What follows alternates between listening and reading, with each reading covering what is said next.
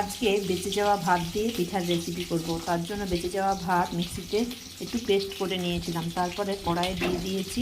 কড়াই একটু নাড়ার পর এতে নুন দিয়ে দিয়েছি, গোলমরিচের গুঁড়ো আর কাশ্মীরের লঙ্কার গুঁড়ো দিয়ে এটা ভালো করে একটু মিশিয়ে নেব। এর সাথে পরিমাণ মতো ময়দা দিয়ে এটাও ভালো করে মিশিয়ে একটা ডো তৈরি করে নেব। ডোটা তৈরি হয়ে গেছে। এরপরে অল্প সাদা তেল দিয়ে মেখে আধ ঘন্টা রেখে দেব। লেচি কেটে একটা রুটির মতো বেলে নিয়েছি। দিয়ে দেখো এই সাইড থেকে একটা কেটে নিয়েছি, দিয়ে আর এই মাঝখানটাতে একটু পুর দিয়ে দিয়েছি। এবারে ভালো করে একটু চেপে দিচ্ছি। এই যে যেগুলো কাটাগুলো আছে এগুলো একটু ডিজাইন করে দিচ্ছি।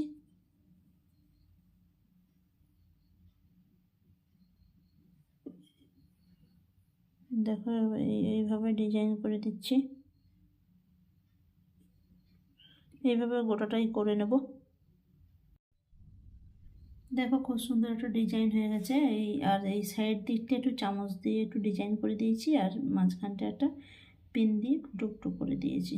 দেখো দেখতে কত সুন্দর লাগছে। এইভাবে বাদবাকিগুলো করে নেব। কড়াইয়ে তেল গরম হয়ে গেছে। এবারে এগুলো এক একটা করে করে ভেজে নেব। দেখো কম আঁচে এটা ভাজতে হবে, নাহলে কিন্তু এটা পুড়ে যাবে। উপর থেকে একটু তেল ছিটিয়ে দিচ্ছি।